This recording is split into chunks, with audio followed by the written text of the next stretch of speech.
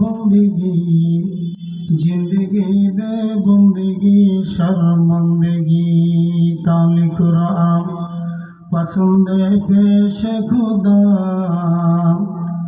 आहुरे गल मंतर अबाश पैदा कर लगिया कम।